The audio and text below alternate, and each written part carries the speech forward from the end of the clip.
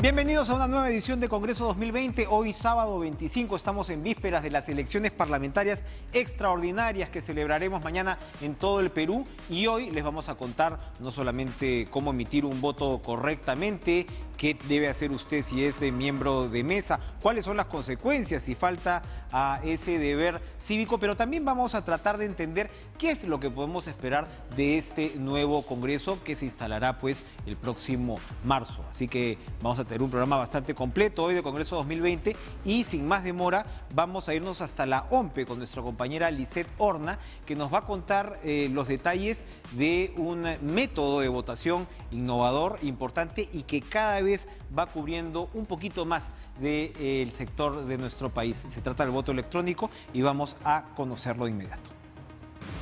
Muchísimas gracias, Enrique. Este 26 de enero los ciudadanos tenemos la gran responsabilidad de acudir a las urnas en el marco de estas elecciones congresales extraordinarias 2020, y justamente esta mañana lo que queremos hacer es informar a la comunidad sobre lo importante que es la utilización del voto electrónico. Y para conocer un poco más profundamente sobre este nuevo método, bueno, que no es un nuevo método porque ya ha sido utilizado en 14 procesos electorales con resultados exitosos, vamos a conversar con Cristian Gómez, vocero de la Oficina Nacional de Procesos Electorales, para que informe a la comunidad sobre cómo funciona el voto electrónico. Bienvenido a TV Perú. Muchas gracias, y gracias por permitirnos brindar a la ciudadanía nuestra solución de voto electrónico, el cual va a ser utilizado el día 26 de enero en las elecciones congresales extraordinarias 2020.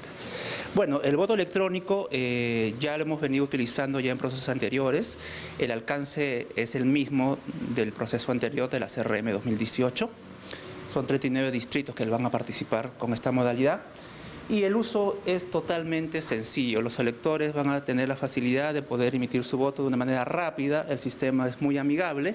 Y, si me permite, para darles la demostración de cómo funciona nuestro sistema. Sí, Cristian, vamos a utilizar a nuestra modelo para que nos ayude un poco y el público pueda comprender cómo se utiliza el voto electrónico. ¿Cuáles son los primeros pasos? El primer paso es que el elector, obviamente, tiene que portar su DNI y entregarle su identificación al miembro de mesa.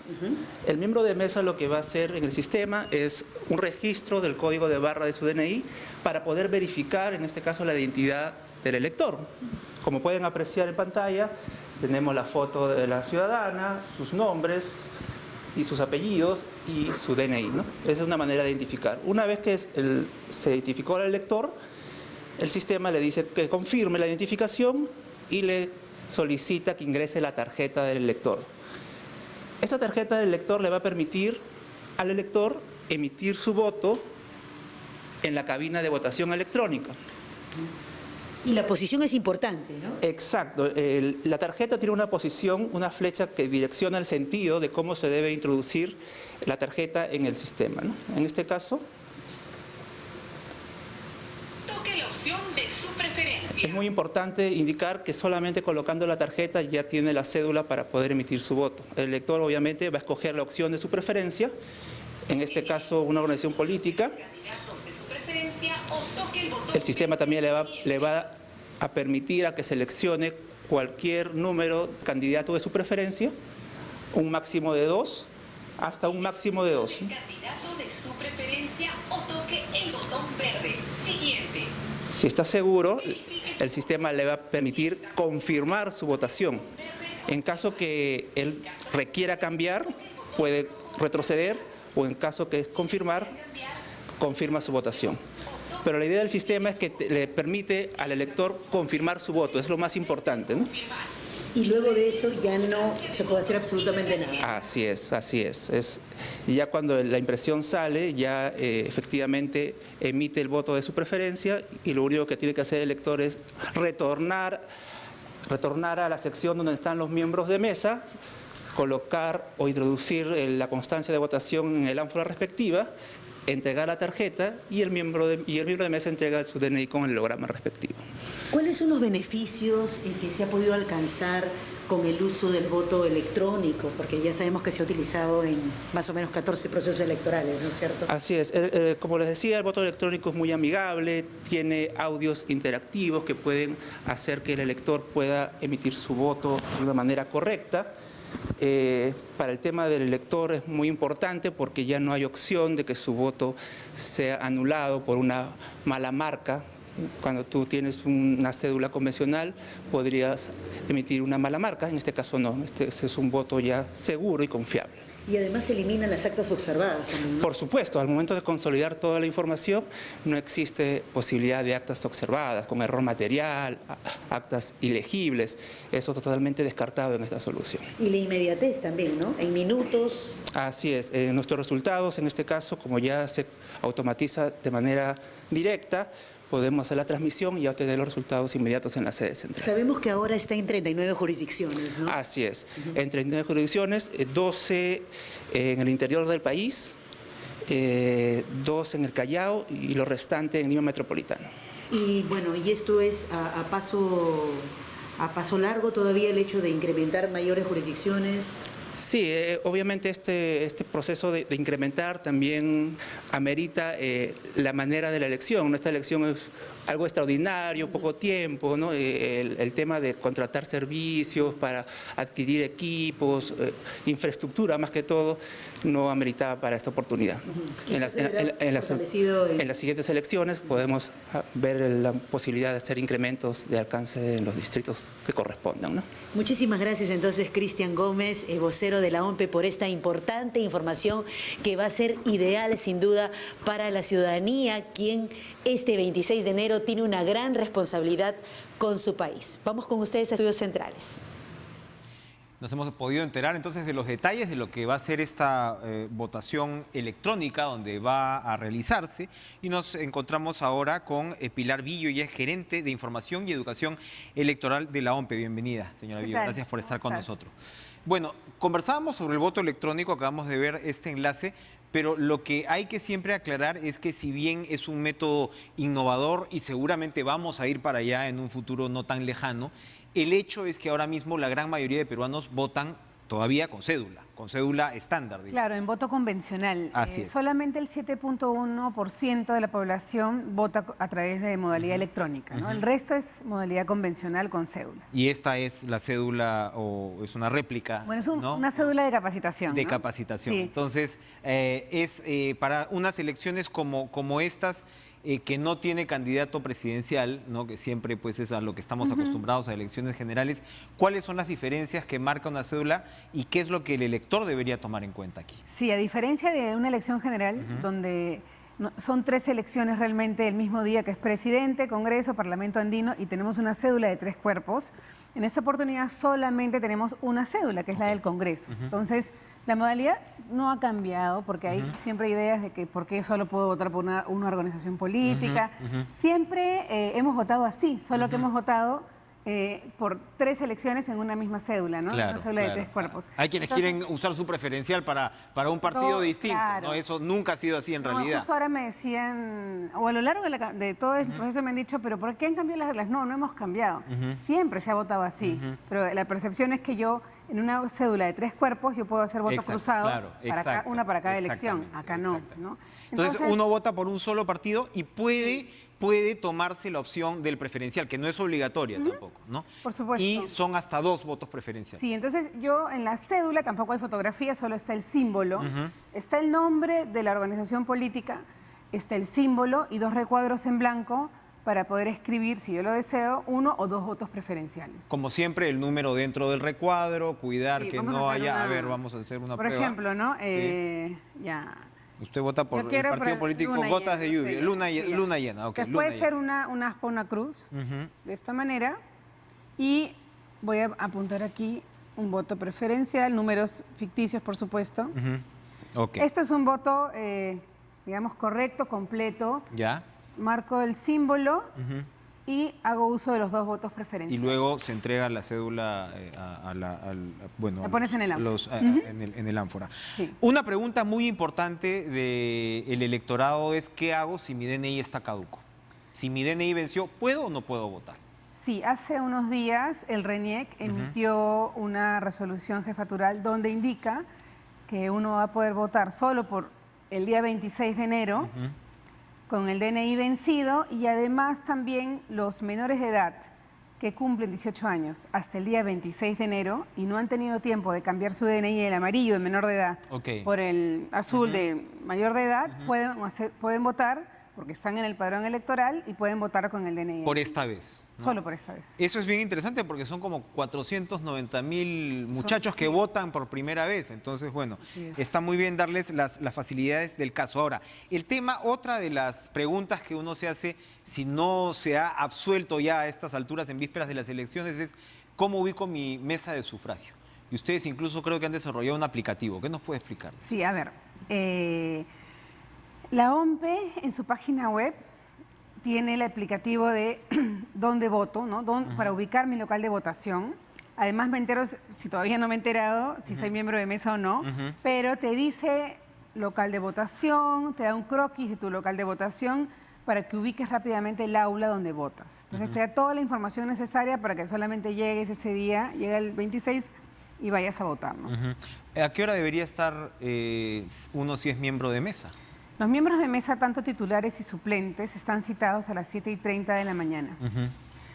Y la idea es que la mesa se instale hasta las 8:30 de la mañana. Esperamos que todos acudan de manera puntual y a partir de las 8:30 de la mañana se inicia la votación. ¿Qué pasa con los peruanos en el extranjero para estas elecciones? Bueno, votan. Tal cual, son 78 países. El único país donde no se está votando es Venezuela. No hay las condiciones, no existen las condiciones para que haya votación, igual que el referéndum tampoco hubo en Venezuela.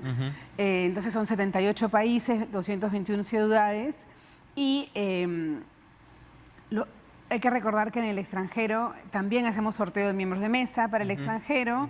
Los miembros de mesa en el extranjero deben ir.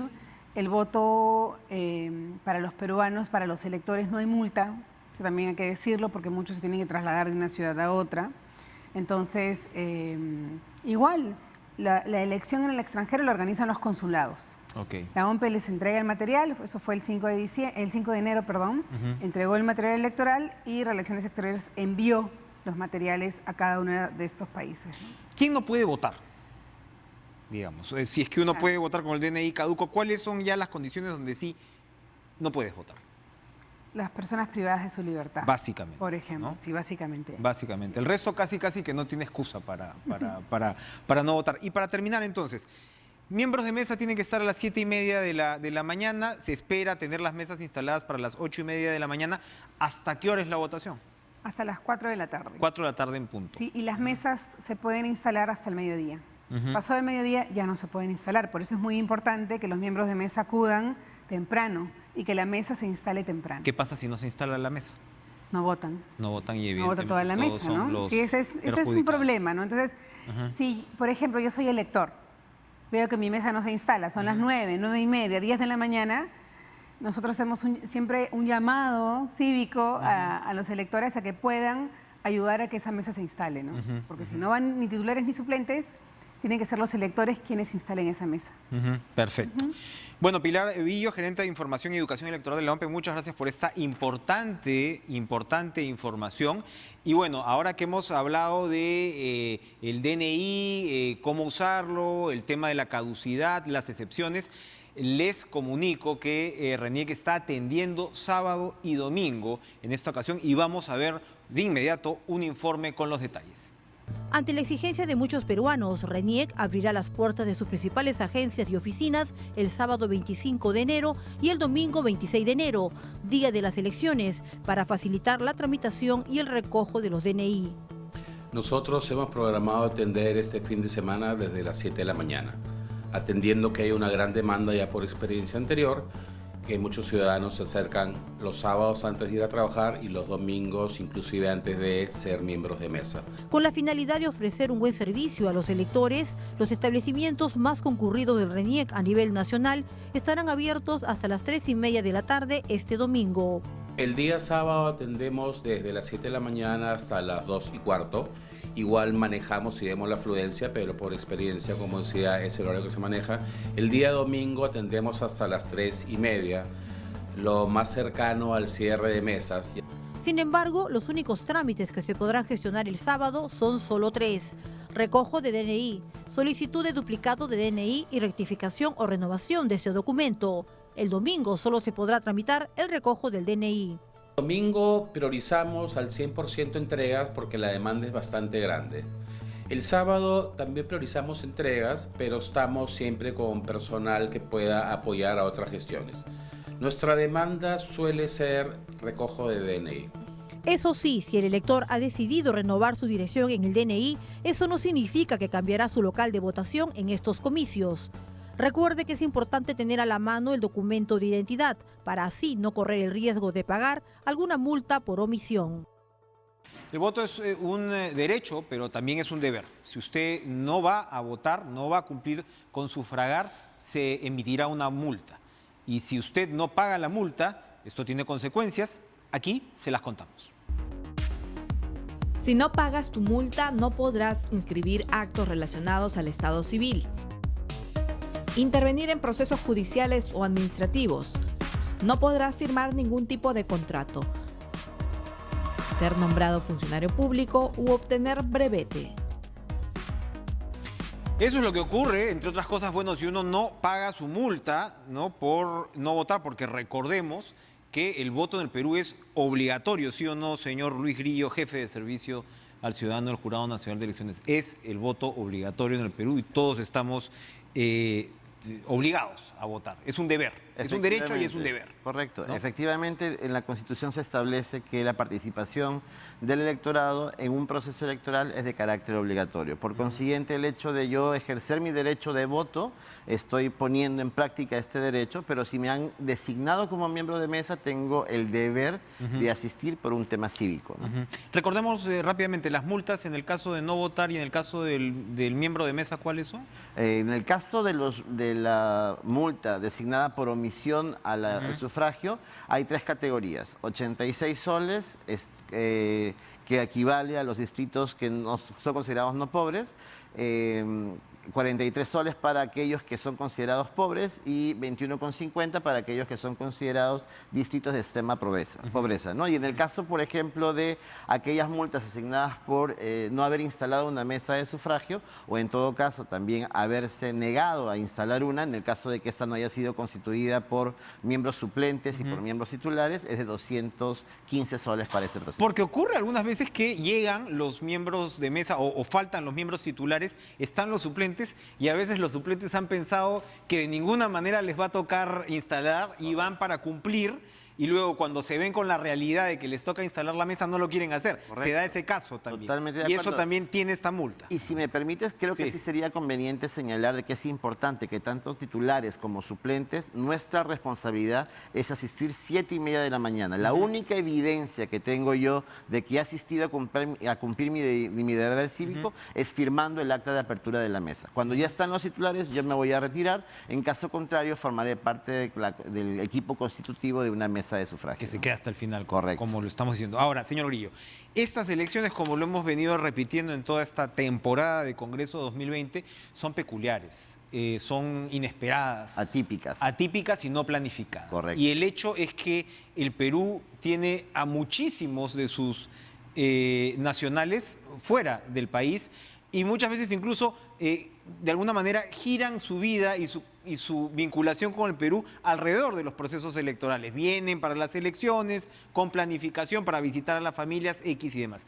En este caso probablemente muchos no han podido organizar sus viajes, pero están inscritos aquí y están afuera por estudios, por lo que sea, por una temporada determinada.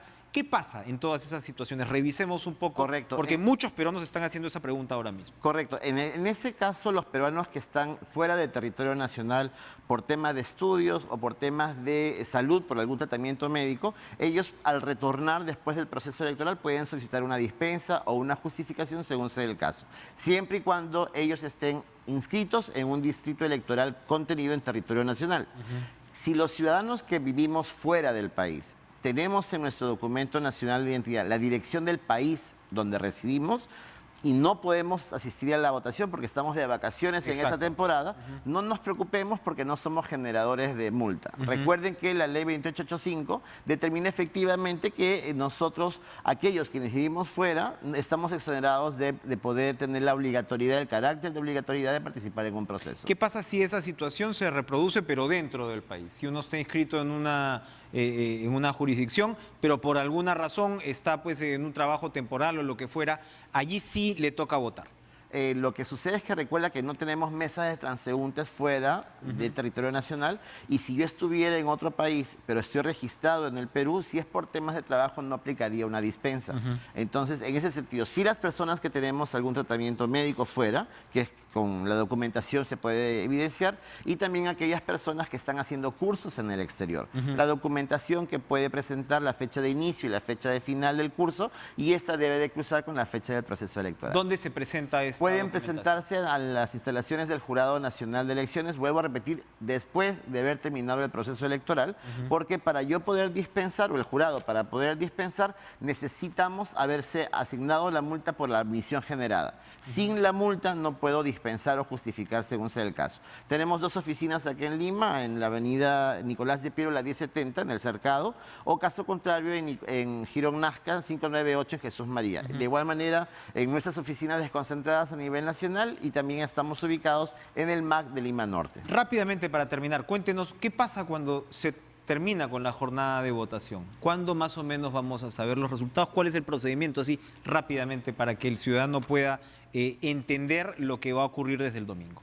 Bueno, nosotros estamos todo el día distribuidos en cada uno de los locales que van a generar esta jornada electoral, y los resultados vamos a estar esperando en la medida que nuestros compañeros de la Oficina Nacional de Procesos Electorales comiencen a ir dando la tabulación. Lo cierto es que cuando se genera la asignación de la multa es porque nuestros compañeros de OMPE nos remiten el padrón de avisos, que es aquella información que nos permite a nosotros saber quiénes son los que han cumplido con su deber cívico aperturando mesas de sufragio a nivel nacional y quienes no han participado como electores ejerciendo su derecho de voto, ¿no? Y ya sabemos todos los inconvenientes que tendrán pues quienes no voten, así que, como dice el señor Urillo, cumplan con este deber cívico, por supuesto, por reforzar la democracia en nuestro país, pero también por evitarse todos estos inconvenientes que estamos describiendo. Gracias, señor Luis Grillo, jefe del Servicio al Ciudadano del Jurado Nacional de Elecciones. Sí, para terminar, si me permites, solamente quisiera que los ciudadanos entendieran que si tienen alguna consulta que hacer, pueden ponerse en contacto a través de nuestro call center al 311-1717, que nuestros operadores con gusto van a atender sus consultas. Importante información. Gracias por estar con nosotros. Vamos a ir a una pausa, pero bueno, hemos conversado con los representantes de OMPE, de Jurado Nacional de Elecciones, hemos visto interesantes informes, pero luego de la pausa ya vamos a entrar en materia sobre el Congreso que nos espera. No se vayan.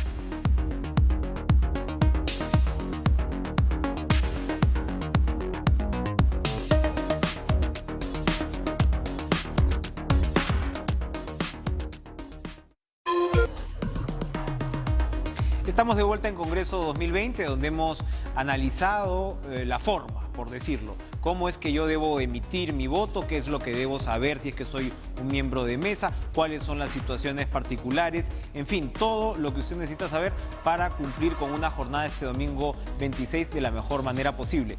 Pero entremos un poco al fondo. ¿Cómo hemos llegado a este punto? Estas elecciones han sido no planificadas, no estaban dentro del calendario electoral, sin embargo, pues sabemos que son absolutamente constitucionales, son unas elecciones para completar el periodo que está en marcha, para completar el Congreso del periodo que termina en el año 2021. Vamos a revisar con una interesante crónica cómo llegamos a este punto. Adelante. He decidido disolver constitucionalmente el Congreso y llamar... El camino hacia la elección de un nuevo Congreso empezó ahí, la tarde del 30 de septiembre del 2019, en la que el presidente Martín Vizcarra disolvió el Parlamento.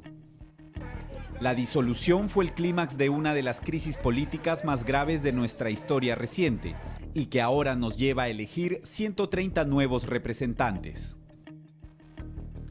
Luego de la censura al gabinete Zavala y de la renuncia del presidente Pedro Pablo Kuczynski antes de cumplirse los 2 primeros años de mandato, la esperanza de un consenso entre el gobierno de Martín Vizcarra y el Congreso de mayoría fujimorista era escasa. La relación entre el Ejecutivo y el Legislativo ha estado marcada por una palabra que ha sido la obstrucción. La oposición en el Parlamento negó la obstrucción. Señalaron que aprobaron la mayoría de proyectos de ley presentados por el Ejecutivo. Era, digamos, con algunos proyectos simbólicos y algunas, sobre todo, acciones simbólicas donde se marcaba esta relación de enfrentamiento entre ambos poderes del Estado. Esos proyectos tuvieron que ver con la reforma de justicia y la reforma política impulsadas por Vizcarra, y sobre las que hizo cuestión de confianza para su aprobación. Pero el desencuentro también fue evidente en torno a las denuncias de corrupción contra el ex fiscal de la Nación, Pedro Chávarri, y el ex juez supremo, César Inostroza. Es evidente que hemos tenido en estos años, ¿no?, un comportamiento, ¿no?, de parte del Parlamento que no fue responsable en la atención oportuna, célere, ¿no?, y eficaz en casos de corrupción muy claros. Este entrampamiento deterioró a ambos poderes. Presento al Congreso una reforma constitucional de adelanto de elecciones generales que implica el recorte del mandato congresal al 28 de julio del 2020. Aunque ello implique que todos nos tengamos que ir. En julio del año pasado, el mandatario propuso adelanto de elecciones generales. La oposición respondió con críticas y acusó de inconstitucional la propuesta. Finalmente, la Comisión de Constitución archivó el proyecto en septiembre. Y el Congreso lo desestimó. Yo creo que pensando, dentro de todo, que Vizcarra no iba a llegar más lejos de eso. Pocos días después, se produjo el detonante de la disolución. El Congreso inició el proceso de elección de 6 nuevos magistrados para el Tribunal Constitucional. Proceso acusado de poco transparente. Debido a nuestra preocupación, hemos presentado un proyecto de ley para un proceso transparente, un proyecto de ley ya presentado ante este Congreso y por el cual, en nombre del Consejo de Ministros, hago cuestión de confianza en este mismo momento. Antes de que pudiera presentar la cuestión de confianza aquel 30 de septiembre, el expresidente del Consejo de Ministros, Salvador del Solar, tuvo que ingresar al hemiciclo a empujones. Al cerrarle la puerta al primer ministro, yo creo que ahí mismo el Congreso se autodisolvió. El Pleno del Congreso eligió al primer nuevo magistrado para el tribunal. Horas después, se produjo el anuncio que ya es parte de nuestra historia. Ante la denegación fáctica de la confianza y en respeto irrestricto de la Constitución política del Perú, he decidido disolver constitucionalmente el Congreso. Recientemente, el Tribunal Constitucional declaró infundada la demanda competencial presentada por el presidente de la Comisión Permanente, Pedro Olaechea. La disolución del Congreso fue declarada constitucional por mayoría. Al haberse denegado la confianza del 30 de septiembre del 2019 por una segunda vez, considero que resultaba legítima la disolución del Congreso. Este domingo, el voto de la población permitirá iniciar un nuevo periodo, del que se espera sea menos conflictivo que el anterior. Esa ha sido la breve crónica de uno de los periodos más intensos de nuestra historia reciente, que concluye con lo que viviremos mañana, las elecciones de un nuevo Congreso. Y el constitucionalista Omar Cairo es uno de los especialistas que más ha seguido el día a día de lo que iba ocurriendo, sobre todo, doctor Cairo, gracias por estar con nosotros, gracias. Sobre todo en un punto que era fundamental, que era confirmar la constitucionalidad de la medida de la disolución del Congreso, como lo acabamos de describir en este informe previo. Eso, por supuesto, ya sabíamos que este proceso electoral está en marcha, pero esa definitoria de constitucionalidad por el lado del Tribunal Constitucional marca pues un antes y un después en el proceso que estamos viviendo. Exactamente, deja sin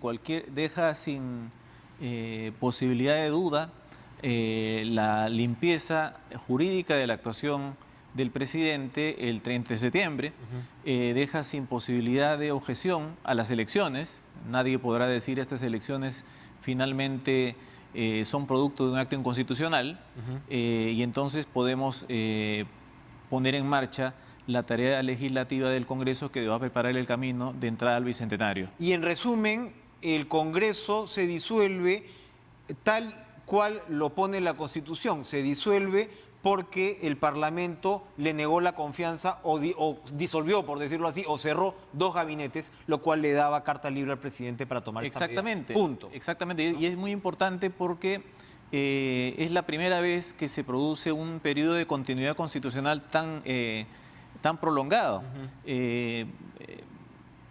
Si el Tribunal Constitucional hubiera declarado que es inconstitucional la disolución, habríamos tenido una ruptura de la democracia constitucional. En abril del 92.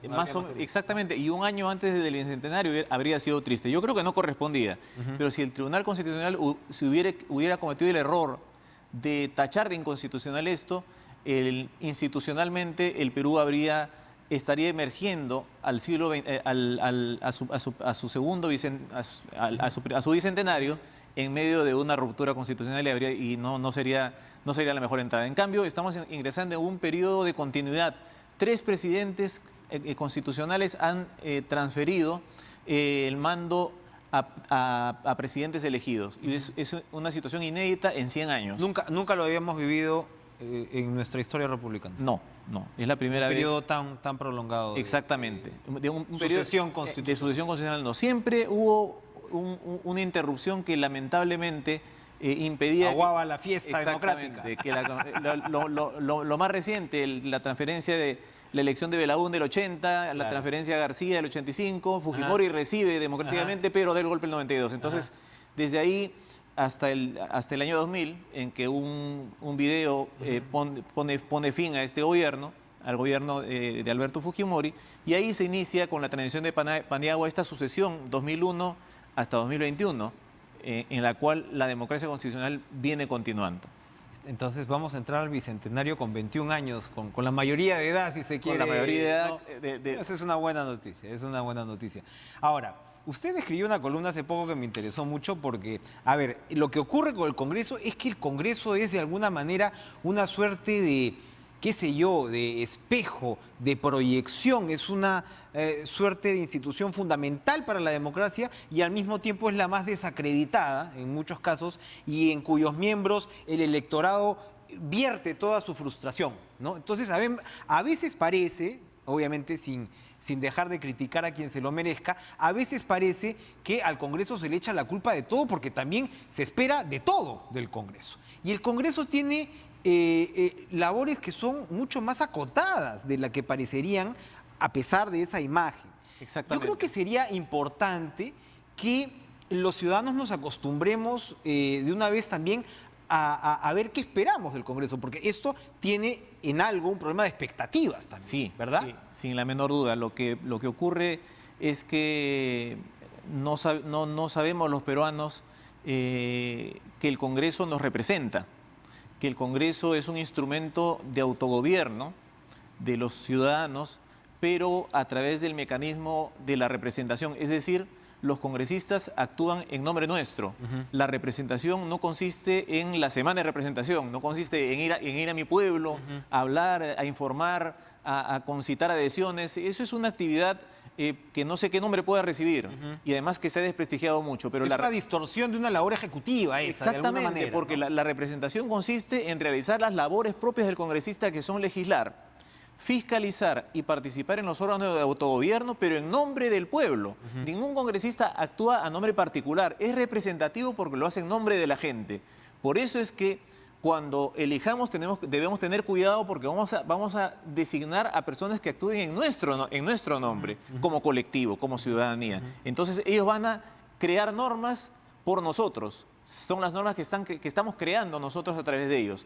Ellos van a fiscalizar por nosotros y van a autorregular esas tareas con el autogobierno, con la Junta de Portavoces, Consejo Directivo, Mesa Directiva, también en nuestra representación. Todo ese conjunto de actividades lo hacen en representación nuestra, pero este último tiempo se ha pretendido independizar la función representativa como si fuera el hecho de ir a mi pueblo y expresarles... Una campaña que no termina nunca. La campaña sin fin. Exactamente. ¿No? Y ha habido casos realmente obscenos en los cuales la oficina de un congresista en su provincia era una bodega. Entonces, ¿se debería eliminar la semana de Yo creo que sí, no tiene sentido. Es decir, la representación política consiste en que el congresista actúe.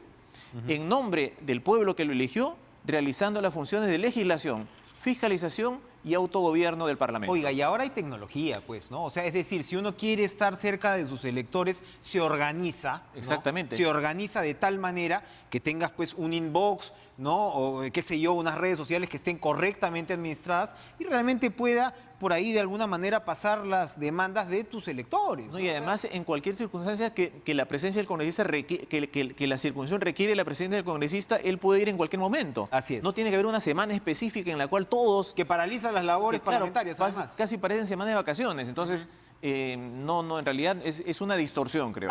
Y otra distorsión que se ha visto probablemente en los últimos tiempos es que, a ver, lo que ocurre es, a ver, el Congreso legisla. Y lo que siempre nos dicen especialistas como usted es que el Perú ya tiene demasiadas leyes. Entonces, acá estamos primero hablando de no solamente de legislación, sino de un afinamiento legislativo, ¿no? Por un lado.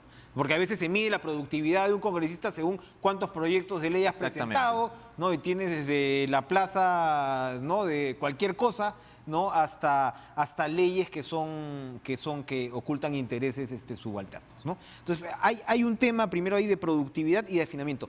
Pero el otro, que es que nos lo repitió parte del Congreso disuelto, era la labor fiscalizadora. Y esa labor fiscalizadora se convirtió en un empantanamiento que además se pisaba las colas con la Contraloría, con el Poder Judicial, con la Fiscalía. Entonces, también hay, no sé si usted coincide ahí conmigo, una suerte de crisis identitaria del Parlamento, tal como lo hemos entendido en los últimos años. Y en todo caso, si es así, ¿qué habría que hacer? ¿Este Congreso podría generar cambios en torno a ello? Por supuesto, este Congreso puede modificar el reglamento del Congreso, por ejemplo, que es el órgano, la norma que disciplina el trabajo parlamentario. Hay una especie de burocratización de la función del Congreso fiscalizadora al interior, por ejemplo.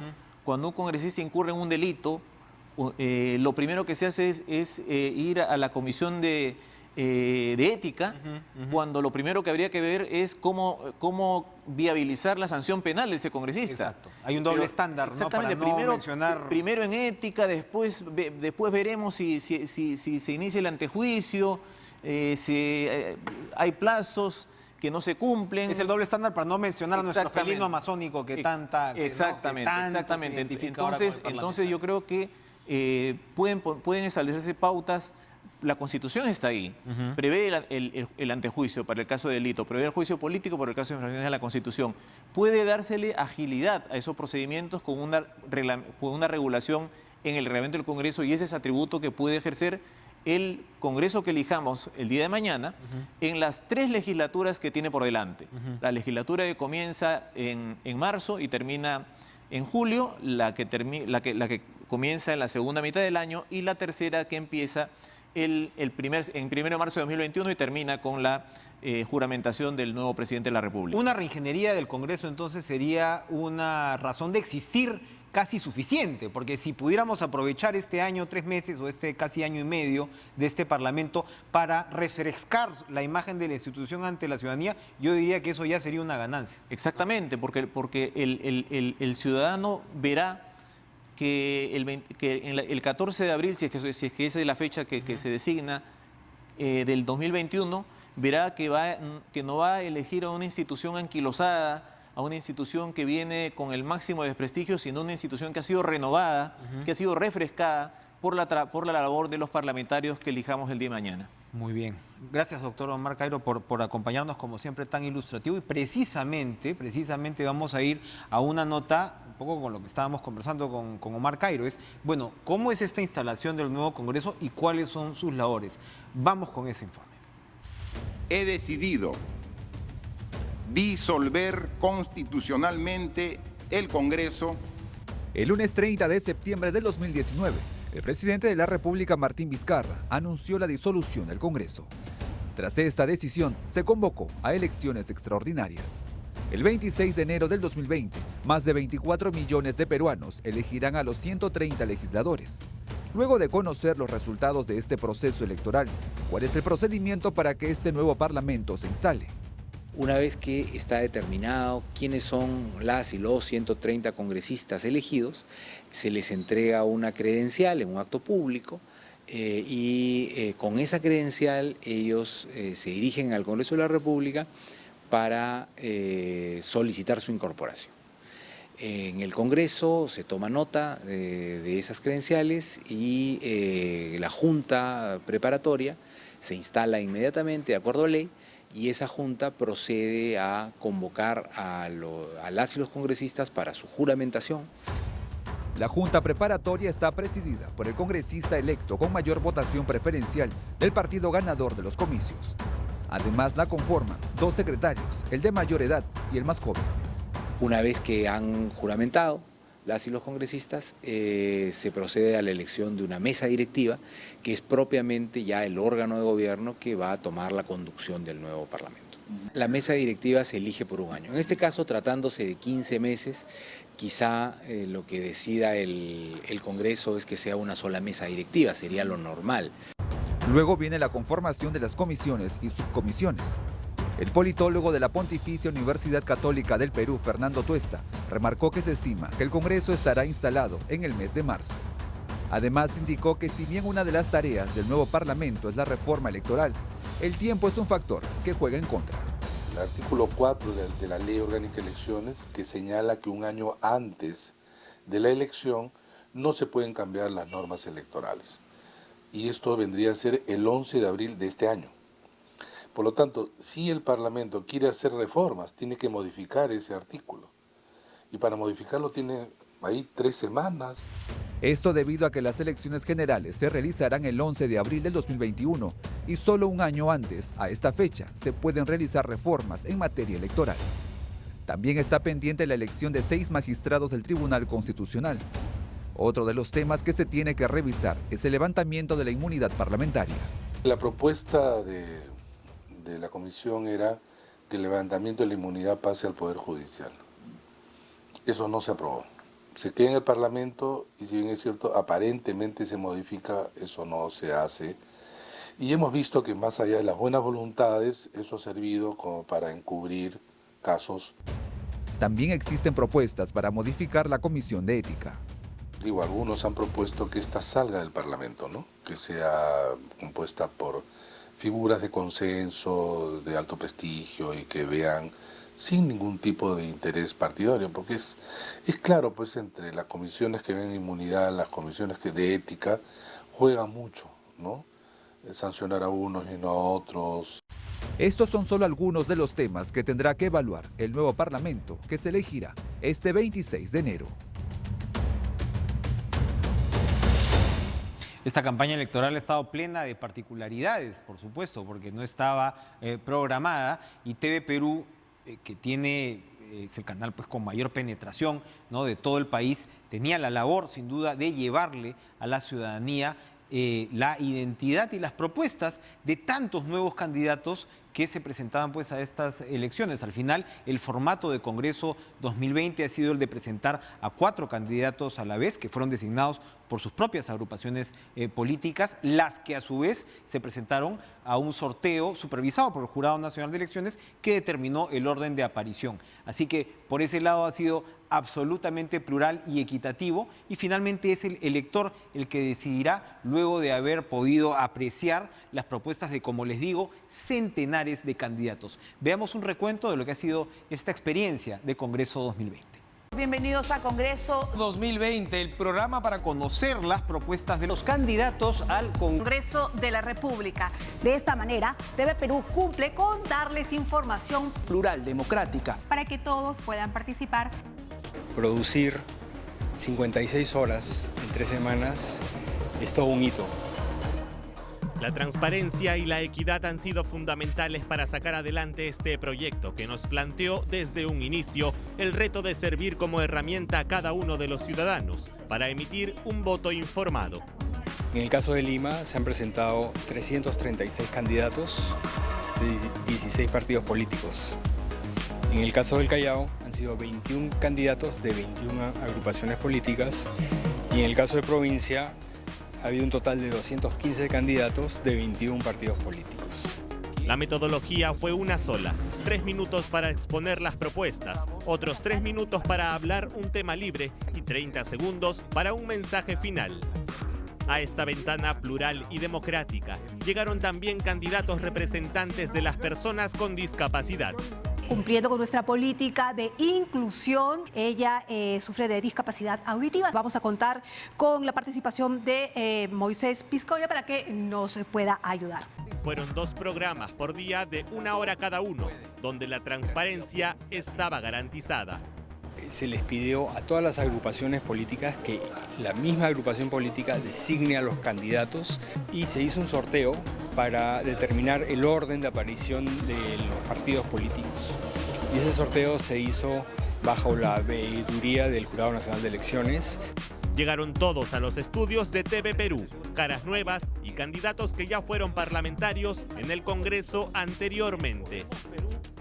Este ha sido un programa sin precedentes que ha convertido al canal estatal en una oportunidad para todas las organizaciones políticas que participarán en estas elecciones congresales del 26 de enero. Así es, pues hemos estado todo este mes en modo Congreso 2020, como ustedes lo pueden ver y como acabamos de recordarlo, han desfilado por este mismo estudio, si no estoy mal, más de 300 candidatos finalmente de las distintas agrupaciones, tanto en Lima, tanto en provincias, para poder exponer sus posiciones. Y claro, lo que hemos vivido y lo que vamos a vivir mañana es la elección imprevista, extraordinaria, de un Congreso que va a completar, ¿no?, el periodo, pero donde un Congreso que tiene expectativas muy grandes en sí. Vamos a conversar con el politólogo Jeffrey Racinski, a quien le damos la bienvenida. Jeffrey, ¿qué tal? Gracias por estar con nosotros. Un gusto, Enrique, estar en el canal del Estado en víspera de las elecciones. Así es. Y precisamente ante esta grandísima diversidad, porque claro, vivimos los peruanos una suerte de relación pendular con la política, ¿no? Entonces, todo el mundo está harto de la política, pero cuando hay elecciones hay 20 y pico o 21 agrupaciones, el caso de Lima, ¿no?, con cientos y cientos de candidatos, que algunos seguramente estarán buscando algún interés subalterno, pero otros muchos no. Como hemos visto, hay otros muchos que realmente se les puede ver pues con vocación de servicio, con interés de participar en política. De repente no todos son experimentados, pero bueno, de eso se trata. Entonces, si estamos hablando de 21 agrupaciones, ya estamos en apagón de encuestas ahora mismo, pero los sondeos que se llegaron a mostrar nos adelantaban una conformación muy diversa, de repente atomizada incluso, del Parlamento. Lo primero que yo te quería preguntar es si precisamente esta suerte de disgregación fue o contribuyó a la disolución del Parlamento anterior. ¿Cómo hacer? ¿Cómo deberían hacer las fuerzas políticas para finalmente mostrarle al ciudadano una imagen de cooperación o de por lo menos de orden que nos pueda permitir salir adelante hacia el Bicentenario? Lo primero es poner las cosas en contexto. Como bien apuntabas en tu introducción, efectivamente, más de 20 organizaciones políticas, una composición que va a ser diferente de las fuerzas políticas en el Parlamento de la República, una dinámica distinta a la que hemos tenido en los procesos electorales anteriores. Primero por el origen, porque es una elección, digamos, extraordinaria para completar un periodo producto de una disolución del Congreso, a diferencia de otras elecciones congresales junto con la campaña presidencial. Eso ya le da una distinción de origen muy grande. Lo segundo es, como anotabas, tantas organizaciones políticas, es muy complicado para cualquier sistema electoral y para cualquier sistema de gobierno. Por eso, uno de los asuntos que ha estado, digamos, en el debate público con mayor énfasis es el de la reforma política y la reforma electoral, precisamente. Entonces, sabemos que ahora la valla electoral va a aplicar solo para efecto de ingresar al Parlamento, es decir, de conformar bancadas. No el retiro de la inscripción. Para perder la inscripción, exactamente. Una pena. Entonces, lo que vamos a tener el 2021 es nuevamente 20 o 24 organizaciones políticas participando. Y recién a partir de 2021, más de una docena de esas organizaciones políticas probablemente pierdan inscripción por no superar la valla y nos vamos a quedar con un sistema de 8 o 9 organizaciones. Exacto. Entonces, eso para poner en contexto, eso va a seguir todavía. Ahora, la composición del nuevo Parlamento va a ser distinta definitivamente. No vamos a hablar aquí de encuestas, no se puede en este momento comentar, analizarlas. Lo que sí podemos decir es que definitivamente va a ser distinto a lo que teníamos en 2016. La correlación de fuerzas va a ser distinta y la agenda también va a ser distinta, porque con 16 meses tienes que priorizar ciertos asuntos. ¿Cuáles deberían ser las prioridades? Bueno, de arranque, la reforma política y electoral. Dejar muy claras las reglas de juego para 2021. Y en ese sentido, modificar la norma que impide cualquier modificación con un año de anticipación para el siguiente proceso electoral, porque extraordinariamente vamos a tener que hacer modificaciones que sí puedan aplicarse el 2021 y no esperar hasta 2026. Eso es lo primero. Lo segundo es recordar que este Congreso tendrá todas las atribuciones de cualquier Congreso de la República, no por ser un periodo, digamos, reducido o acotado pierde alguna función. No es un Congreso light ni exactamente, entonces va a tener las mismas comisiones, las mismas prerrogativas. Entonces, eso es lo primero. Lo segundo es la propia organización del Congreso, para tener mayor legitimidad. Entonces, eso requiere desde modificaciones al reglamento del Congreso hasta la dinámica propia del día a día. Que no se vuelva relevante la discusión o la comisión de ética con más peso que la decisión o la discusión programática en las comisiones o en los plenos. Y eso ya va a depender de la calidad de los representantes. Ahora, hay una suerte de incentivo también importante que da este Congreso, además de lo que tú señalas, que es que los que entren creo que van a verse muy presionados para hacer una buena labor de cara a la ciudadanía, porque el próximo año vas a tener elecciones generales. Entonces la idea es que el que entra está como calentando la cancha también, ¿no? Para decirle, oye, al elector, yo soy capaz, ¿no? Apuesta también por mí el próximo año, me imagino. Desde el punto de vista partidario, sí, pero desde el punto de vista político individual, no, porque los que salgan electos para completar este periodo no podrán postular el 2021. Claro, entonces, el incentivo, digamos, individual a cada uno de esos políticos no va. Lo que sí va es la agenda. A menos que se queden en el partido. Y tengan claro, pero ellos no van a poder postular. No van a poder elegir. Lo que sí va a ser importante, ya con un gobierno de salida y en la fase final, es cómo se comporten esas organizaciones políticas, porque de alguna manera va a ser el plano con el que partan en la campaña para el 2021. Otra particularidad es que el gobierno actual no presentó listas. Y yo no sé muy bien por qué no haya presentado listas. Yo creo que tiene que ver con esta relación bastante ambivalente, ¿no? Del propio político con la política. O sea, de repente el presidente Vizcarra se quiere mostrar ajeno o lejano a la labor legislativa porque estaba tan desacreditado, controversial, lo que sé yo. Pero el hecho es que el presidente no va a tener bancada propia. Y tampoco es que se vea que haya desarrollado alianzas muy sólidas. ¿Qué puede traer esto como consecuencia? Es un buen punto, porque paradójicamente no va a haber oficialismo, como bien anotas, y ya no había oficialismo en los últimos meses cuando se disolvió el Congreso. La bancada aparentemente de gobierno no era tal. Entonces, eso cambia la dinámica política, sí, pero creo yo sienta dos puntos que son relevantes.